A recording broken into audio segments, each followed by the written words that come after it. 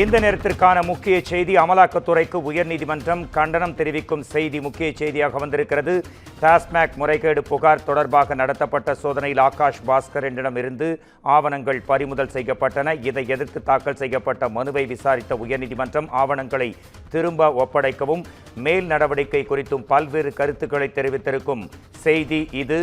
நீதிமன்ற உத்தரவை மீறி ஆவணங்கள் தொடர்பாக பட தயாரிப்பாளர் ஆகாஷ் பாஸ்கரனுக்கு சம்மன் அனுப்பப்பட்ட விவகாரத்தில் அமலாக்கத்துறையின் நடவடிக்கை ஏற்றுக்கொள்ள முடியாது என சென்னை உயர்நீதிமன்றம் கண்டனம் தெரிவித்திருக்கிறது.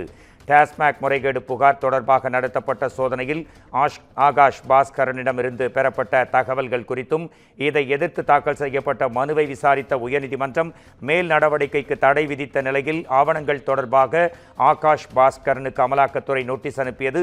நீதிமன்ற உத்தரவை மீறி இப்படி ஒரு சம்மன் அனுப்பப்பட்டது ஏன் என அதிரடியாக உயர்நீதிமன்றம் கேள்வி எழுப்பி தனது கண்டனத்தை பதிவு செய்திருக்கும் செய்தி முக்கிய செய்தியாக இந்த நேரத்திற்கான மிக முக்கிய செய்தியாக வந்திருக்கிறது. இது தவறுதலாக நடந்ததாக தெரியவில்லை என்றும் சென்னை உயர்நீதிமன்றம் கருத்து தெரிவித்து கண்டனத்தையும் பதிவு செய்திருக்கக்கூடிய செய்தி இது. நீதிமன்ற உத்தரவை மீறி ஆவணங்கள் தொடர்பாக ஆகாஷ் பாஸ்கரனுக்கு சம்மன் அனுப்பப்பட்ட விவகாரத்தில் அமலாக்கத்துறையின் நடவடிக்கையை ஏற்றுக்கொள்ளவே முடியாது என சென்னை உயர்நீதிமன்றம் கடும் கண்டனத்தை பதிவு செய்திருக்கிறது.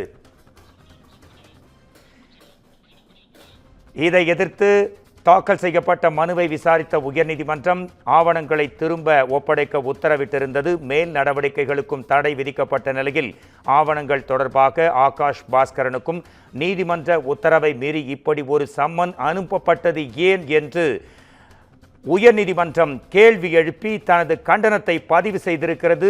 இது தவறுதலாக நடந்ததாக தெரியவில்லை என்றும் சென்னை உயர்நீதிமன்றம் கருத்தை ஆணித்தனமாகவும் கண்டனத்தை ஆணித்தனமாகவும் பதிவு செய்திருக்கக்கூடிய செய்தி இது.